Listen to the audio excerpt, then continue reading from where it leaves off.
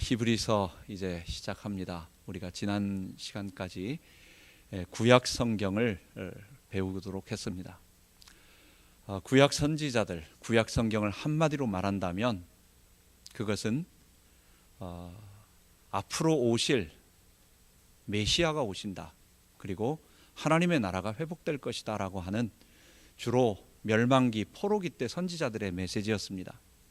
아시다시피 그 중에 이사야, 예레미야, 에스겔, 다니엘, 이 4명의 선지자를 우리는 대선지자라고 말합니다.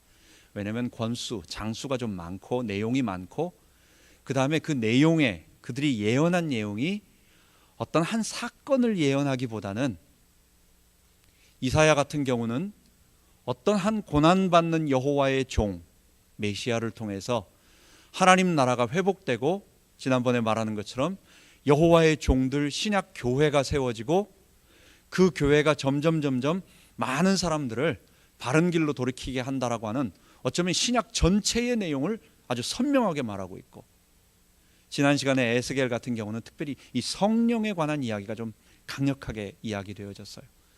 성령께서 임하셔서 하나님의 영이 임하시고 마른 뼈들이 다 살아나서 하나님의 군대가 되어지고, 그리고 그 성전이 새롭게 이루어져서 그 성전에서 참된 예배가 드려지면서 그 하나님의 성전을 중심으로 모든 성도들이 모여 사는 거룩한 공동체, 우리는 이것을 천상에서 이루어질 것이고, 그리고 이 땅에서는 그리스도 이후에 교회를 통해서 미리 먼저 부족하지만 선취적으로 우리가 체험할 것이다. 신약교회로 우리가 이렇게 보았습니다. 에스겔은 하나님의 영을 좀 강조했어요.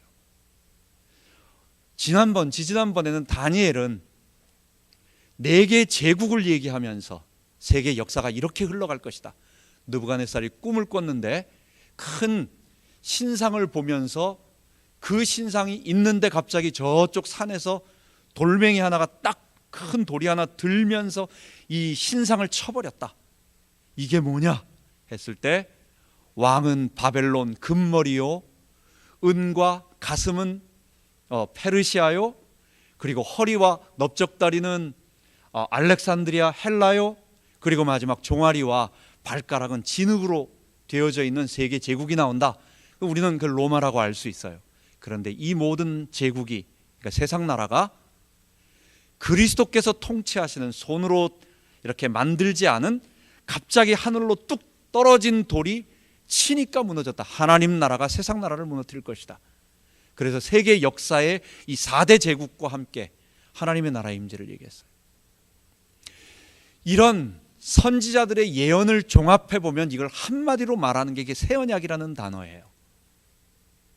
예레미야 선지자가 예언했던 31장 31절부터 33절에 말했던 나 여호와가 말하노라, 보라 날이 이르리니 내가 이스라엘 집과 유다 집에 새 언약을 세우리라.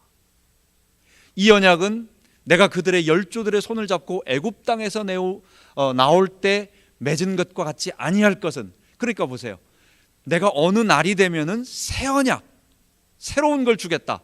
근데 그거는 내가 그 열조들의 손을 잡고 애굽 땅에서 인도하여 내던 때에 맺은 것과 다르대요. 그게 뭐예요? 모세를 통해서 줬던 이전의 언약, 옛 언약. 그래서 모세를 통해서, 십계명을 통해서, 또는 율법을 통해서 우리에게 줬던 그 옛 언약이라고 하는 구약의 개념이 있고, 그 언약이 있다가 아까 말한 메시아가 오고 하나님 나라가 회복되고 성전이 회복되고 세계 역사가 그렇게 흘러가는 동안 하나님 나라의 임재는 언제, 어느 한 날, 언제부터 누가 오셔서, 그리스도께서 오셔서, 그리고 그때는 다른 일이 벌어지는 거예요. 그때는 바로 하나님의 영이 우리 가운데 임하심으로 우리가 하나님을 아버지라 부르고, 즐거운 마음으로, 기쁜 마음으로 하나님을 부르고, 율법에 새겨져 있는 그대로 지키려고 노력해도 못 지키던 것을 성령이 도와주심으로 기쁘게 지켜서 거룩한 하나님의 백성이 될 수 있는 이 놀라운 어떤 세대가 근본적으로 바뀌는, 이걸 구약이라고 말하고 이것을 신약이라고 말하는 거예요. 그 기준점이 어디였어요?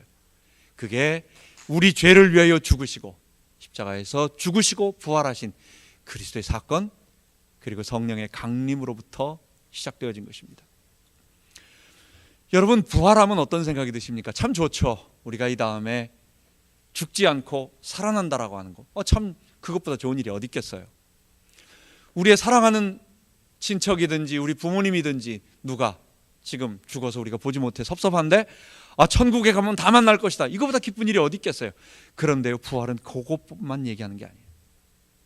부활은요, 한 번도 있을 수 없는 일이 앞에도 없었고 이후에도 아직 없어요. 단 한 번 하나님께서 죽음을 일으키시고 죽음을 이기고 그리고 이 세상에 더 이상 죄와 사망과 사단이 지배하지 않는다라고 하는 증표로, 그리고 예수님의 십자가가 과연 우리의 죄를 담당한 그 죄와 사망을 꺾은 그 십자가였다라는 것을 입증하기 위하여 하나님께서 이루신 단 한 번의 놀라운 사건이에요. 그래서 기독교는요, 우리가 믿는 기독교는 다 거기에다가 모든 기초를 두고 있어요. 만약에 부활이 가짜라면, 만약 이 부활이 아주 공교하게 절묘하게 꾸며진 어떤 허구인데 우리가 다 믿고 있는 거라면 기독교는 그냥 무너지는 것이고 우리는 헛것이에요. 만약 죽은 자들의 부활이 없다면 모든 사람들 가운데 우리가 더욱 불쌍한 자가 되리라. 그러나 그리스도께서 죽은 자들 가운데서 다시 살아 잠자는 자들의 첫 열매가 되셨도다. 만약 부활이 가짜라고 한다면 우리 기독교는 헛것이고 천국도 없는 것이고 다 듣기 좋은 우리 마음의 위안을 삼고 우리가 이 땅에 착하게 살면 마지막에 천국 좋은 데 갈 것이다라고 하는 어떤 그런 그냥 위안 정도로 주는, 이 땅 살아가는 동안 힘들면 그래도 하나님이 너 도와주시니까 좀 참아봐라 하고 위로, 마음의 위로 주는 덕담 정도 주는 것에 불과할 것입니다. 그런데요, 만약에 부활이 사실이라면, 정말로 그리스도께서 살아나셨고 정말로 그리스도께서 부활하셔서 하나님 보좌 우편에 앉아 계시고 정말로 그분이 성령으로 우리 가운데 임재하신 이 사건, 단 한 번의 사건이 사실이라면 여러분, 세상 모든 사람들은 빨리 판단을 해야 될 것입니다. 그리고 빨리 결정을 해야 될 것입니다. 나는 구원을 선택할 것이냐, 이 정말 하나님이 내신 구원의 길에 들어설 것이냐, 아니면 거짓을 그대로 멸망의 길로 들어설 것이냐. 제가 이렇게 보다 보니까 아주 유명한 스님이 사람들의 질문을 많이 하는 것에 대해서 답을 주는 것을 이렇게 보게 되었어요. 그래서 무슨 얘기를 하시는가 한번 좀 여러 개를 좀 들어봤어요. 유명한 분이시고 또 질문도 재밌어요. 어떤 사람은 자기는 아주 어려서부터 불교 신자고 시어머니가 얘기하는 거예요. 근데 우리 며느리가 갑자기, 그리고 우리 딸이 미국 가더니 갑자기 교회 나간다는 거예요. 그냥 어떻게 하면 좋겠냐고. 나는 여기서 지금 절에다가 계속 이름 올려놓고 기도하고 있는데 지금 딸이 지금 미국 가더니 갑자기 그냥 교회 나간다고 그러고 있는데 스님 나 어떻게 하면 좋겠습니까? 어떤 분은 성당에 지금 성도들이 없어가지고 교인들이 안 나오는데 스님 어떻게 하면 좋겠습니까? 별걸 다 질문해요. 근데 이분이 대답하는 질문이 되게 웃겨요. 그리고 대답하는 내용들이 또 어떤 분은 제 친어머니, 친정엄마가 얼마 전에 돌아가셨습니다. 그런데 그분이 지금 천국에 극락에 가 계신지 아니면 저 지옥에 가 있는지 모르겠습니다. 그래서 막 잠이 안 옵니다. 스님 어떻게 알 수 있습니까? 이런 걸 질문해요. 근데 대답이 너무 간단하고 쉬워요. 천국에 있다고 생각하는 게 마음이 편합니까? 지옥에 있다고 생각하는 게 마음이 편합니까? 그러니까 당연히 천국에 있다고 생각하는 게 기분이 좋죠. 그게 마음이 편한. 그럼 그렇게 믿으세요. 며느리가 교회 간다고 하는데 절에 안 나가고 그런데 이거 어떡합니까? 그럼 그냥 보내세요. 그냥 자기 좋아하는 거 하게. 그런 거 신경 쓰지 마세요. 제가 이분이 처음에 장난치나 지금 뭘 얘기하자는 건가. 여러분, 객관적 사실은 사실이 있는 겁니다. 십자가와 부활이라고 하는 사실, 객관적 사실이 이게 내가 그렇게 믿는다고 있는 게 아니고 안 믿는다고 없는 게 아니에요. 그거는 나와 상관없이 객관적으로 내 바깥에 있기 때문에 그건 사실이에요. 내가 부인한다고 거짓이 되는 게 아니고 내가 믿는다고 사실이 되는 게 아니에요. 이런 진리 앞에 나는 어떻게 해야 됩니까? 그게 사실이면 나를 숙이고 받아들여야 돼요. 그럼 그걸 되는 거예요. 아니면 내가 문제가 생기는 거예요. 근데 이분은 진리가 바깥에 있는 게 아니고 나한테 있는 거예요. 이 바깥에 건 아무것도 아니야. 그러니까 불교의 진리가 바로 그거예요.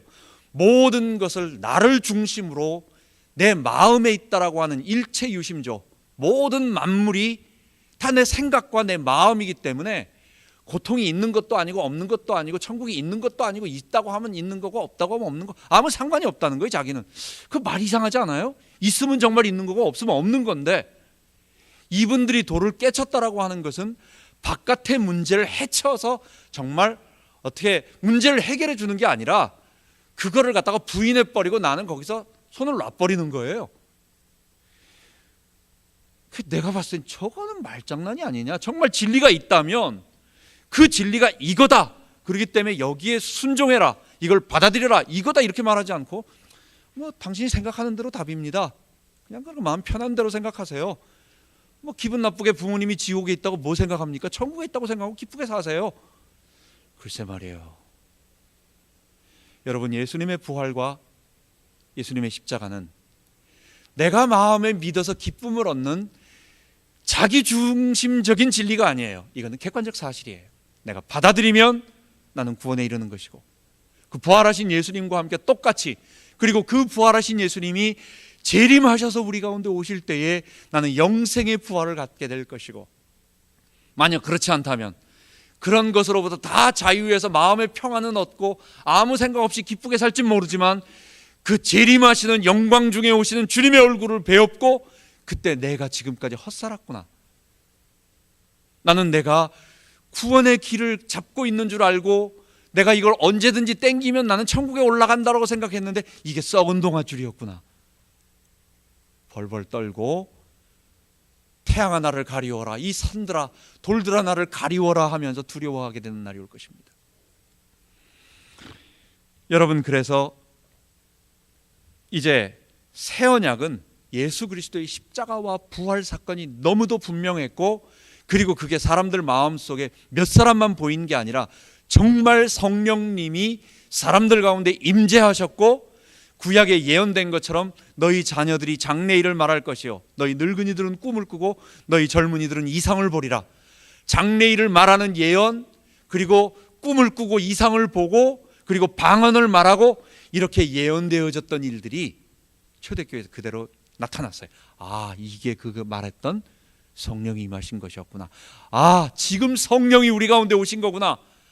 아, 이게 이제는 예수님이 정말로 십자가에서 죽으신 분이시고, 그리고 우리의 구세주가 되시고, 그리고 이제는 성령이 우리 가운데 오셔서 교회가 회복되어지면서 주의 재림을 기다리는 날이구나. 이때부터 새로운 언약, 그래서 우리는 그 이전에를, 예수님 이전에를 구약이라고 말하고 옛 언약이라고 말하고, 그 옛 언약의 빛 위에 이제는 예수님의 십자가와 부활로 신약이 이루어졌다라고 말하는 것입니다. 자, 이 역사가 AD 한 30, 쉽게 그냥 예수님의 33년 정도, 그러니까 AD 한 30년 또는 33년쯤 경에 일어났어요. 예수님이 백성들 가운데 있으면서 정말 가르치면서 병자를 고치시면서 십자가와 부활의 사건을 통해서 가르치셨고, 그리고 3년 후에 그분의 말씀대로 돌아가셨어요. 죽으셨어요. 그리고 사흘 만에 부활하셨어요. 그리고 기도하니까 40일 만에 성령이 임재해서 놀라운 일들이 벌어졌어요. 직접 눈으로 보았습니다. 전혀 평범했던 저 갈릴리 촌동네에 있었던 어부 출신의 사람들이 갑자기 놀라운 말로 사람들을 가르치기 시작했습니다. 먼 곳에 온 사람들, 15개국에 있었던 흩어져 있는 디아스포라 유대인들에게 그들의 말이 들을 수 있는 특별한 외국어로, 외국어 공부하지 않은 사람들이 말을 하는 거예요. 내용은 뭐냐? 하나님이 정말 임재하셔서 우리 가운데 성령으로 임하셨다, 예수님이 부활하셨다, 그리고 성령이 임하셨다, 이런 걸 자기들 말로 듣기 시작하는 거예요. 이런 놀라운 일이 어디 있어요? 그러니까 사람들이 깜짝 놀라는 거예요. 그래서 예수 믿기 시작했어요. 그리고 성령의 역사가 막 일어났어요. 초대교회에서 자기 것이라고 말하지 않고 다 내 것이 아깝지만은, 그러나 자기 주인됨을 내려놓고 예수 앞에 굴복하니까 돈이 없어서 힘들어하고 있는 자들에게 내가 여유가 있는 만큼 충분히 그들을 먹이고도 아깝지 않은 그런 기쁜 마음이 저절로 막 생겨났어요. 그래서 그런 일들이 막 벌어났어요. 귀신이 막 덤벼드는데 무서워하지 않고 그들을 갖다가 내어 쫓으니까 귀신이 떠나가고 병자가 막 일어난 일이 일어났어요. 그런 일들을 보면서 사람들이 또 정말 하나님 계시구나 일어났어요. 그런데 히브리서가 쓰여진 AD 한 60년대 후반쯤에는 이런 일들을 직접 체험하고 보았던, 그리고 사도들과 함께 예수님의 얼굴을 직접 들었던 1세대 증인들이 점점 없어지는 거예요. 그리고 교회는 누가 들어오느냐? 그들의 자녀들, 아니면 그들의 말을 듣고 들어왔던 사람들, 아니면 교회가 막 번창하고 부흥하고 성장하니까 거기 들어가면은 혹시 먹을 거라도 가난한 과부들은 얻어먹을 수 있거든요. 그러니까 그런 것이 원해서 이런 모양 저런 모양, 또 사람이 많이 모이면 재밌으니까 또 무슨 말 하나 보자 해가지고 어쨌든 십자가와 부활을 직접 체험하지 못한 사람들이 교회 안에 들어오기 시작했어요. 그리고 체험했던 사람들은 점점 연세가 들어가면서 없어지고 그런 사람들이 점점 많아지다 보니까 교회가 약간 흔들흔들하면서 교회의 진리가 이전에 붙잡았던 강력한 메시지보다는, 그러다보다는 사람들이 전하는 자도 그렇고 듣는 자도 그렇고 듣는 자들이 원하는 내용도 그렇고 자꾸만 성경이 말하는 진리보다는 희미해지기 시작한 것입니다. 그게 1세기 후반 히브리서가 기록되어져 있던 그 시대에 일어나고 있던 일이었습니다.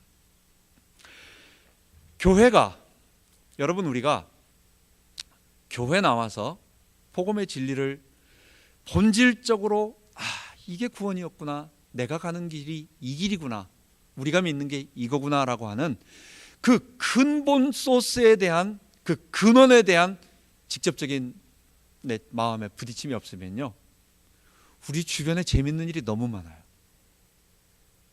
우리 주변에서 교회에서 가르치는 것보다, 아니면 교회에서 우리가 봉사하고 예배드리고 뭐 헌금하고 또 전도하고 교회 생활하는 것보다 밖에서 하는 일들이 얼마나 쉽고 재밌고 우리를 유혹하는 일이 많은지 몰라요. 그러니까 자꾸만 사람들은 자기 귀를 즐겁게 할 다른 진리를 쫓아가기도 하고, 또 사람들을 꿰는 이단들은 항상 교회의 그늘에서 자라나요. 교회의 말씀이 선명하지 않은 곳에서 사람들이 답답해하고 모르는데 그 답답한 분을 막 이렇게 긁어주면서 사람들의 귀를 혹하게 만드는 일이 벌어지는 거예요. 그러니까 AD 1세기 후반으로 갈수록 교회는 하나님의 강력한 말씀의 충격보다는, 여러분, 긴 세월이 지나면 그렇게 자연적으로 그렇게 되어지는, 아마 시간 문제지 아마 좀 그렇게 되는 것들이 아마 우리도 마찬가지가 될 거겠죠. 그렇게 되는 거예요. 근데 그런 사이에 한편에서는 거짓 가르침인 이단들이 일어나고, 또 적극적인 사람은 그것을 따라가고 아닌 사람들은 그냥 교회 안에 머물면서 그냥 다리는 교회 안에 있는데 그냥 진리의 말씀보다는 다른 것에 기뻐하며 생활하고 있는 모습. 그래서 사람들이 점점 다시 유대교로 돌아가는 상황이 벌어지게 된 것입니다. 히브리서를 누가 썼느냐? 사실은 정확하게 모릅니다. 왜냐하면 누가 썼다라는 말이 없으니까요. 근데 1세기 교회 전통과 여러 역사가들의 전통적인 것은 아마 이 정도의 내용을 쓴 것은 바울이 썼다. 그래서 킹 제임스 버전에도 바울이 썼을 땐 제일 위에다가 바울이 쓴 편지, 바울이 빌립보 교회에다 쓴 편지, 바울이 에베소 교회에다 쓴 편지. 그런데 히브리서도 바울이 히브리인들에게 쓴 편지라고 바울이라고 말해요. 저도 이전에는 히브리서 저자가 누군지 몰라서 히브리서 저자 이렇게 표현을 했는데 뭐 전통적으로 교회에서 그렇게 말했고, 또 바울이 했다고 하면 더 권위가 분명한 것 같고, 어쨌든 저는 그래서 바울의 열라변지 편지라고 그렇게 쉽게 생각을 합니다. 뭐 그건 그렇게 중요한 게 아니고, 히브리 교회, 왜냐하면 대상자들이 히브리예요. 히브리 사람들이에요. 구약을 잘 알고 있는 유대교에서 돌아왔던 히브리인들이 있는데, 이 사람들이 지금 어떤 상황이냐? 다섯 번에 걸쳐 가지고 너희들 배교하지 말아라고 하는, 한 번 비침을 얻고 어둠 가운데로 돌아가면 후원 없다라고 하는 무서운 말들, 이런 아주 강력한 말들이 여기 쓰여 있어요. 이 상황이 뭐냐? 히브리인들 중에서 예수를 믿고 교회 안에 돌아왔는데 구원의 진리에 굳게 서 있지 못하니까 이제는 이단의 가르침으로 떠나가기도 하고 다시 유대교로 돌아가고 있는 그 대표적인 사람이 누구예요? 초대교회 7집사 중에 니골라가 있잖아요. 심지어 초대교회 안에서, 사도행전도 초대교회 AD 70년대쯤에 기록되어져 있는, 사도행전도 상당히 늦게 기록되어져 있는 편지예요. 그런데 그 사도행전에서 세워졌던 초대교회 7집사 중에 한 명, 니골라, 그 앞에 뭐라고 써 있느냐? 유대교에 입교한 니골라라고 말하고 있어요. 7집사를 설명하면서. 영지주의의 시조라고 우리는 보통 생각을 합니다. 교회에서 자꾸만 배교자가 일어나고 이단들이 일어나고 그리고 유대교로 돌아가고 있는 이 상황, 그래서 이 바울과 히브리서 기자는 우리가 믿는 진리가 그런 게 아니다, 구원은 바로 이런 거다, 무엇 때문에 흔들리느냐, 무엇 때문에 유대교로 돌아가느냐, 여기서는 그들이 가지고 있는 유대교의 어떤 제사법이라든지 아니면 성막이라든지 이런 것을 예를 들면서 그리스도가 완전한 대제사장이라는 것을 논리적으로 입증하면서 그 유대교에 빠지지 말아라, 일단 대상이, 목표가 유대교로 돌아가는 쪽이었기 때문에, 히브리 사람들이었기 때문에 그것을 중심으로 말하는 것입니다. 우리는 이것을 보면서 오늘 우리에게 적용하면서 말씀을 봐야 되겠습니다. 그래서 두 번째, 지금 히브리서를 기록한 배경이 바로 오늘 우리들의 교회 상황하고 동일하고 비슷하다는 것입니다. 오늘날 교회를 한마디로 말한다면 저는 부활, 그리고 천국 소망, 하나님 나라, 이 소망이 희미해진 시대라고 생각합니다. 예수님과 사도들이 전했던 메시지는요, 명백했어요. 우리 주님께서 재림하시고 그리고 우리의 모든 몸이 부활한다, 부활해. 그래서 우리가 예수님처럼 영광스러운 모습으로 변화되어서 새하늘과 새 땅에 우리가 들어가게 될 것이다. 그리고 거기서 세세토록 주님과 함께 다시 왕노릇하며 우리가 그렇게 될 것이다. 여러분, 우리 신앙의 마지막 고울이 뭐예요? 그거예요. 우리 교회 나와서 위로받고 내 개인적인 문제는 지금 한시적인 작은 요 과정을 넘어가는데 힘든 한 부분인데, 궁극적인 고울은, 우리의 목표는 그게 아니에요. 우리의 목표는요, 이 땅에서 조금 잘 살고 성공하고, 예수 믿으면 하나님이 그런 복도 주시지만 그렇게 못 사는 사람도 많이 있어요. 예수 잘 믿는데 안 되는 사람이 있어요. 우리 살면서 어려운 일도 많이 있다고요. 예수 잘 믿어가지고 오히려 더 문제 생기는 일도 있을 수 있어요. 아마 그렇다고 한다면 초대교회에 순교했던 사람들은 아마 제일 불쌍한 사람들이 될 거예요. 예수 믿으면 잘 돼야 되니까. 그게 아니에요. 궁극적인 골이 뭡니까? 우리 주님 만날 거라고. 머지않아 우리 주님 만날 거라고요. 우리 몸이 다 부활해서 주님 앞에 나아가게 될 거라고요. 우리는 새하늘과 새 땅에 들어갈 거라고요. 이게 우리의 마지막 메시지의 핵심이고, 그리고 그 다음에 이게 구원인데, 이 구원을 위해서 그럼 너 어떻게 될 거냐? 너 어떻게 이 구원에 들어가려면 어떻게 해야 되느냐? 그게 복음의 가르침이에요. 너 그러한 구원을 받으려면 지금 예수님께서 널 위해 죽으신 그 십자가에 너도 똑같이 못 박이고, 그리고 그 예수님의 주되심을 고백하면서 날마다 자기를 버리고 예수님과 함께, 예수님께 순종하며 살아라. 이래야만 너 그 새하늘과 새 땅에 들어가고 그리고 부활한 모습을 입는다. 이게 우리가 따라가고 있고 우리가 강조하고 있고 예수님이 말하고 있는 메시지의 모든 핵심이에요.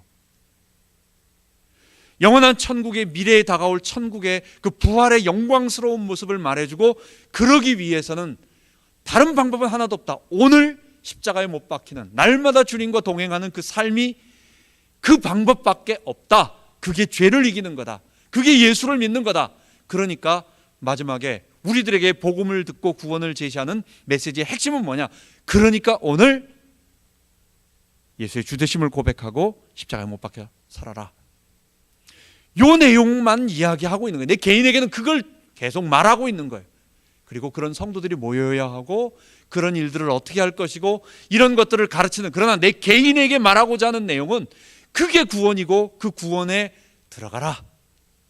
그런 자들을 하나님이 축복하시고 동행하시고 보호하시고 인도하신다, 이런 얘기예요.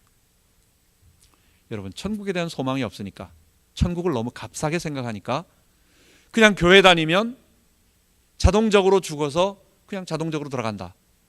그게 하나님의 은혜고 하나님의 선물이다. 여러분, 구원이 제가 무슨 동아줄 붙잡고 내가 산을 맨손으로 손톱으로 긁어서 절벽을 기어 올라가야 얻는다라고 말하는 게 아니에요. 전적인 하나님의 은혜고 내가 행할 게 아무것도 없어요. 할 수가 없어요. 그러나 이거는 내가 아무것도 안 하고 가만히 누워 있으면 저절로 나는 오늘 아무것도 안 해도 된다라고 말하는 게 아니에요. 구원은 내가 예수를 믿는다라고 하는 것은 오늘 십자가와 부활에 동참하려고 몸부림치는, 근데 어떨 때는 안 된다고, 이 죄를 이길 수가 없기 때문에. 그래서 십자가에 못 박히려고는 나와 못 박히기 싫어하는 나가 내가 치열하게 싸우면서 왔다 갔다 하는 이 치열한 긴장관계, 투쟁관계가 내 속에서 계속 일어나고 있어요. 그 모습을 보면 내가 내 스스로 고백할 때 이런 나를 구원하신 하나님은 정말 위대하시다. 이 구원은 전적으로 하나님의 은혜다. 나는 아무것도 자랑할 수 없다. 나는 정말 주님이 건져주시니까 내가 구원받은 거지, 내가 그런 하나님의 백성이 되고 부활의 몸을 입는 거지, 난 아무것도 없다 고백할 수밖에 없어요. 그런데 천국을 너무 간단하게 생각을 하고 그냥 눈 감고 그냥 교회에 그냥 다니다가 어느 목사님, 폴 와셔 목사님이 얘기합니다. 일생 동안 망나니로 살았어요. 어떤 사람이 동네 보면 이 사람은 소문난 주정뱅이요, 노름하고 나쁜 짓을 하고 동네방에 다 나쁜 사람이었어요. 그런데 그냥 목사님이 마지막 날 그냥 교회 가가지고 마지막 죽을 때 그냥 이렇게 한번 그냥 해가지고, 그 사람이 구원 받았는지 안 받았는지 모르지만 그냥 어째 그렇게 했어요.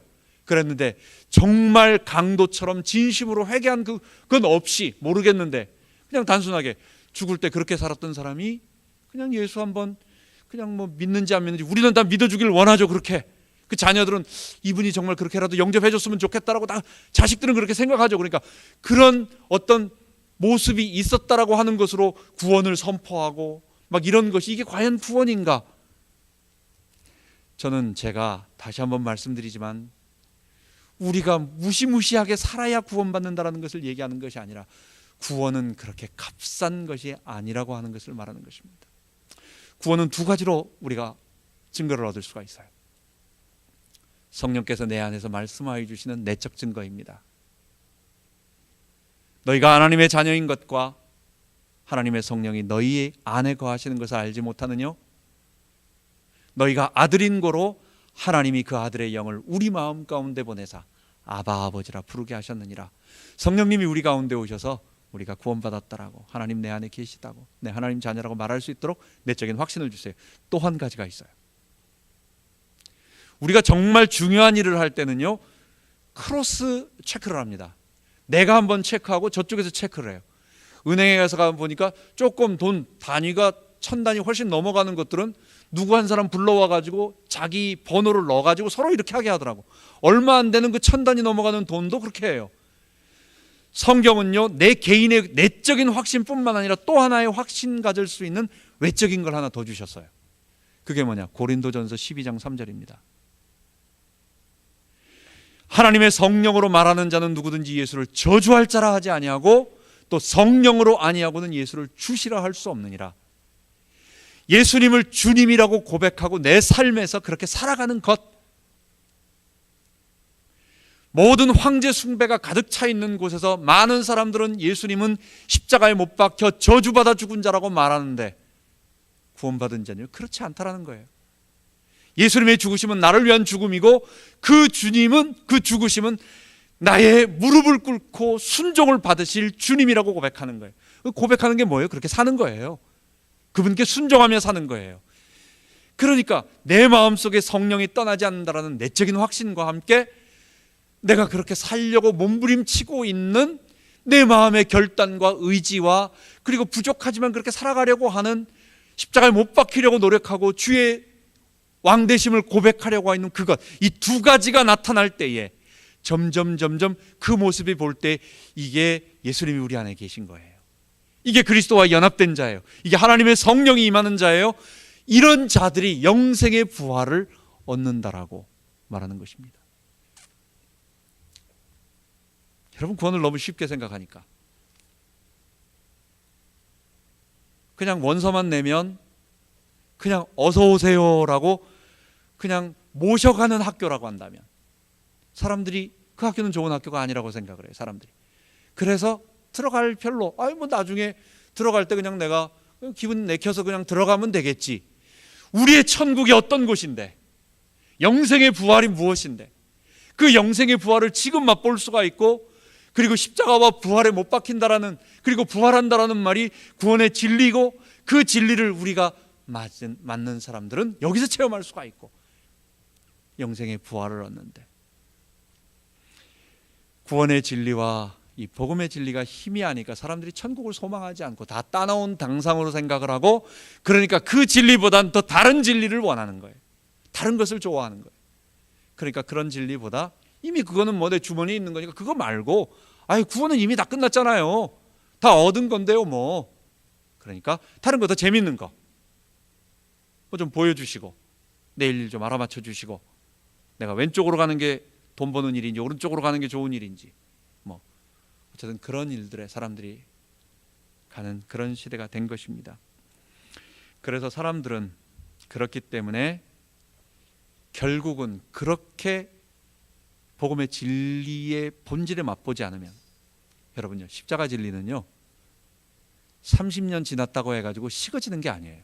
제가 아까 처음에 초대교회가 신앙적 열기가 처음엔 뜨거웠는데 나중에 식었다라고 하는 것은, 신앙의 그 진리를 체험한 사람들이 점점 세상을 떠나기 때문에 없어졌다라는 얘기지, 그분들의 신앙이 식어져 가지고 처음에 맛봤던 것들을 놓쳐 가지고 나중에는 다 식어버린다, 그 얘기가 아니에요.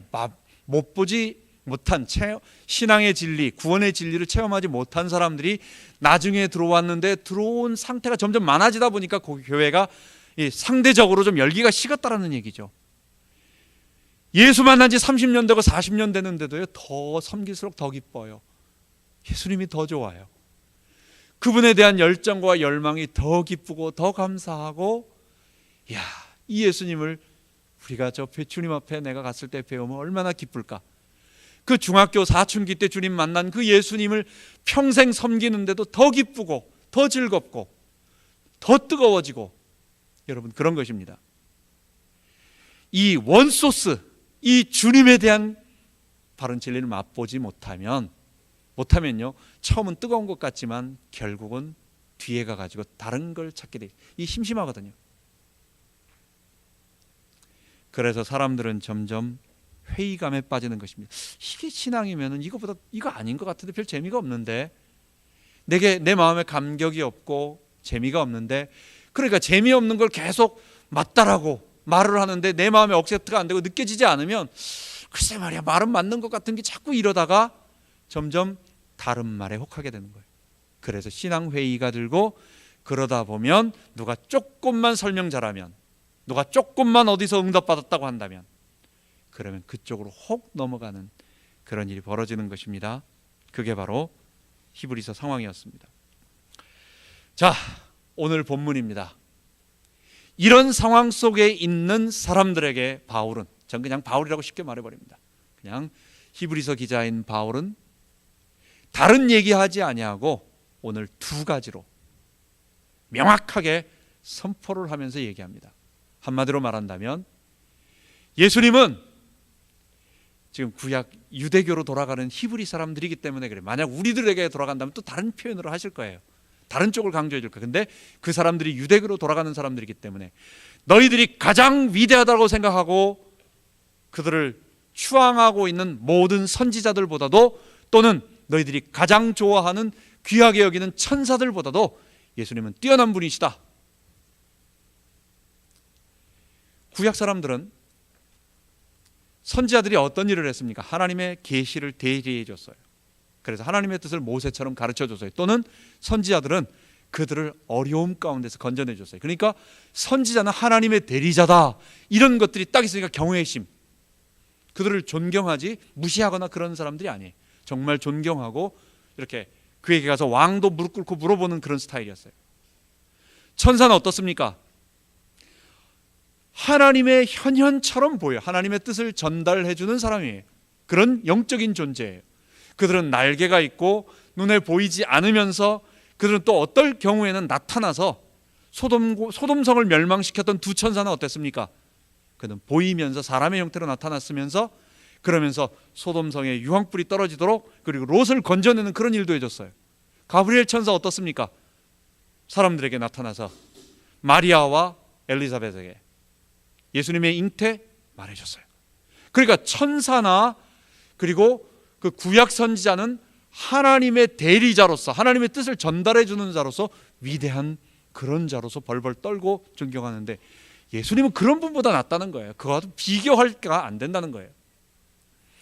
그러면서 밑에 몇 가지를 얘기하느냐, 한 4가지 정도를 얘기합니다. 예수님은 옛적에 1절입니다. 옛적에 모든 선지자들을 통해서 우리들에게 말씀하여 주셨던 하나님께서 이 모든 날 마지막에 아들로 우리에게 말씀하셨으니, 예수님은 하나님의 말씀을 그대로 우리에게 전달해 주는, 선지자들은 계시의 전달자이지만 중간에서 하나님의 말씀을 받아가지고 우리들에게 전달해 주지만, 예수님은 누구예요? 아들로서 하나님의 계시를 그대로 받아 우리들에게 주는, 그러니까 뭡니까? 계시 그 자체예요. 보이지 않는 하나님의 본체, 그 계시의 자체라고 하는, 그러니까 계시의 전달자요, 전달자보다 계시 그 자체이신 그분이 더 위대하시다. 그래서 예수님을 믿다가 어떻게 너 다시 선지자, 다시 그 천사 숭배로 돌아가겠느냐 얘기하는 것입니다. 예수님은 만유의 통치자라고 말합니다. 만유의 후사, 모든 만물을 하나님은 성령 안에서 아들을 통해서 창조하셨어요. 여러분, 지금 바울이요, 지금 막 흔들리고 있는 초대교회 히브리파 성도들에게 딴소리 안 하고 1절, 2절, 3절 그냥 한 소리로 딱 때려가지고 시작합니다. 이들에게 지금 서론도 얘기 안 하고 인사말 하지도 않고 조금 도입 문제를 얘기해가지고 그들의 시선을 집중하지도 않고 딴 얘기도 안 해요. 지금 바로 예수님이 누구냐? 1절, 2절, 3절, 예수님은 구약의 모든 선지자들보다 뛰어나고, 그리고 우리들에게 하나님의 뜻을 보여준 천사보다도 뛰어나고, 그분은 만유를 통치하시는 분이시고, 그분은 하나님의 영광의 광채, 하나님 형상, 하나님의 형상. 여러분, 이게 뭔 말이에요? 한번 잘 생각해 보세요. 그는 보이지 않는 하나님 영광의 광채시요 그 본체의 형상이시라. 이게 무슨 말인 것 같아요? 하나님의 영광, 하나님의 본체는 보이지 않습니다. 그렇죠? 하나님의 영광이나 하나님의 본체는 보이지 않아요. 그런데 빛은 어떻습니까? 광채는 보여져요. 그리고 형상은 보여져요. 그러니까 보이지 않는 그 영원하신 하나님이 우리 가운데 보이는 하나님으로 나타나신 분이시다라는 것을 말하는 것입니다. 우리가 첫 시작을, 흔들리는 이 히브리 교인들에게 말하는 이 첫 시작을 붙잡읍시다. 예수님은 모든 천사들보다도, 예수님은 모든 선지자들보다도 뛰어나신 분이시다. 그리고 그분은 만유를 하나님과 함께, 성부 하나님과 함께 창조하신 분이시고, 그 만유를 다 상속하신 분, 상속했다라는 말이에요. 아들로서 그 모든 것을 통치하는 권위를 받으셨다. 예수님은 마태복음 28장 마지막 절에 하늘과 땅의 모든 권세를 내게 주셨으니, 아버지가 아들에게 권세를 위임해 주셨어요. 그래서 주님은 지금 이 주의 심판과 재림의 날 이전까지 지금 이 땅을 하늘과 땅의 모든 권세를 가지시고 통치하시는 만유의 주님으로 통치하고 계신 것입니다. 우리가 믿는 분이 누구예요? 예수님이 누구예요? 바로 그런 분이라는 거예요. 잊지 말자고요. 마지막으로 그분은 그의 말씀으로 이 모든 만물을 붙들고 계시고, 그리고 우리의 죄를 정결케 하시는 일을 하시며 하나님 보좌 우편에 앉아 계신 분이시다. 아다시피 우리가 총알이 얼마나 빠릅니까? 굉장히 빠르잖아요. 총알 빵 쏘면 한 2km, 한 2마일 정도 날아갑니다. 눈 깜짝 1초 만에 한 2마일 정도 날아갑니다. 여러분이 지구는요, 그거보다 한 10배는 빨리 날아갑니다. 지금 현재 총알의 10배보다 빨리 날아가고 있습니다. 이게 만약에 조금만 틀어진다고 생각해 보세요. 이거는 그냥 저 엉뚱한 데로 날아가 버리는 거예요.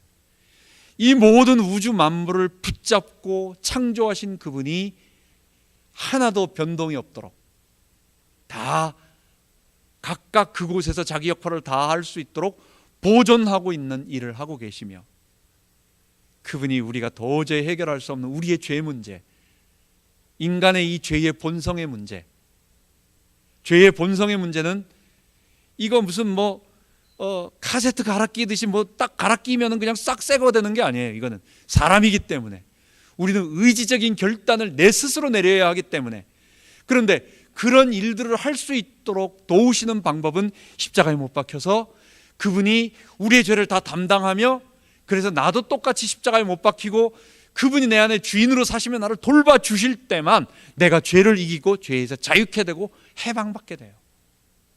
여러분, 이 일이 하시는 일이 예수님이십니다.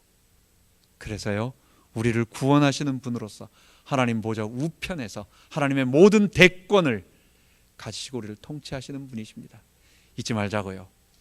구원의 진리, 그리고 이 진리에서 희미해지면 히브리 이 성도들 사이에서 일어났던 다시 유대교로 돌아가거나 1세기 영지주의로 빠지거나 이단으로 가거나 하는 그런 일들이 벌어지는 것입니다.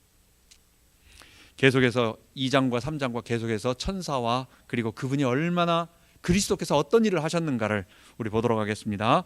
마지막으로 부활과 천국에 우리의 큰 소망을 품도록 합시다. 유대교로 돌아갔던 히브리 성도들이 그렇게 됐던 것은 십자가와 부활의 진리에 목마르지 않았기 때문에, 그게 뭔가를 정말 부딪혀서 씨름해보지 않았기 때문에, 여러분, 그 주님에게 나아가고 부딪혀보고 그 메시지가 정말 사실인가, 내가 구원이 이런 건가, 거기에 집중하면서 계속 기도해 주시기 바랍니다.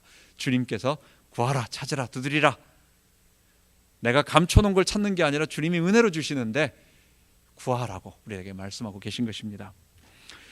우리가 하나님 앞에 설 것임을 잊지 말고, 그리고 교회 공동체 안에서 초대교회 히브리 이 교회 성도가 자꾸만 잘못된 이단의 길로 가는 그 상황 속에 교회 공동체가 소중하고 주일 예배가 소중하다는 것을 오늘 우리들에게 적용하면서 우리가 이 히브리서 메시지를 시작하도록 하겠습니다.